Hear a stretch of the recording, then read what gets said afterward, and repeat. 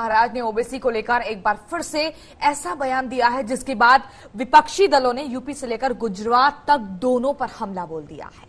कांग्रेस ने कहा कि बीजेपी और ओबीसी के मिले जुले रिश्ते का सच एक बार फिर से सामने आ गया है। आखिर क्या है ये पूरा मामला, आइए देखते हैं।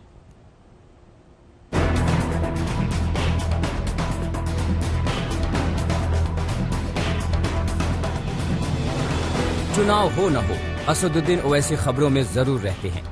फिलहाल ना तो यूपी में चुनाव है और ना ही गुजरात में, लेकिन इन दोनों राज्यों में ओवैसी का जिक्र जरूर हो रहा है। एआईएमआईएम के चीफ ओवैसी चंद रोज पहले पूर्वी यूपी के दौरे पर थे। सियासी नेताओं से मुलाकात हुई। शायद टटोलने की कोशिश थी कि यूपी में चुनावी समीकरण में गणित इनके पक्ष में बैठेगा कि नहीं।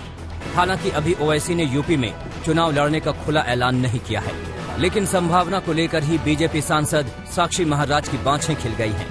आप पूछेंगे ऐसा क्यों, तो सुनिए सांसद महोदय से ही जवाब।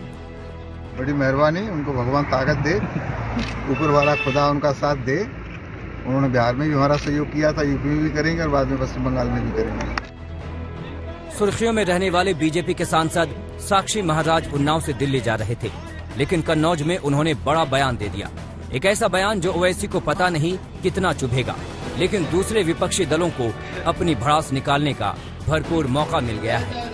हम लोग तो पहले से कह रहे थे कि ओवैसी जी भारतीय जनता पार्टी के इशारे पे काम कर रहे हैं। भारतीय जनता पार्टी के कहने से इस राज्य से उस राज्य जाते हैं, और इनके हेलीकॉप्टर में डीजल पेट्रोल कौन डलाता है सबको पता है। इसीलिए अब तो अच्छी बात है कि भारतीय जनता पार्टी के सांसद साक्षी महाराज ने खुलकर ही बोल दिया कि भैया बिहार में गए थे हमारी मदद करने के लिए, अब वेस्ट बंगाल में जाएंगे हमारी मदद करेंगे, उत्तर प्रदेश में भी आके हमारी मदद करेंगे। चलो अच्छा हुआ, भारतीय जनता पार्टी के चेहरा से नकाब उतर गया। जनता को साफ साफ दिखाई देने लगा कि ओवैसी जी किसके कहने पे इधर उधर जाते हैं। उत्तर प्रदेश में 100 विधानसभा सीटें ऐसी हैं जहां मुस्लिम आबादी का अच्छा खासा दखल है। ये भी कहा जा रहा है कि कुछ दिनों में असदुद्दीन ओवैसी दिल्ली से सटे पश्चिमी यूपी का भी दौरा कर सकते हैं।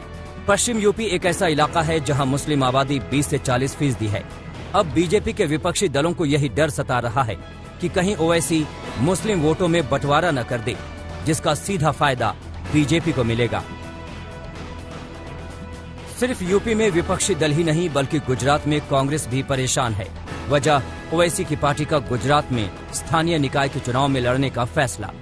रही सही कसर साक्षी महाराज के बयान ने पूरी कर दी है।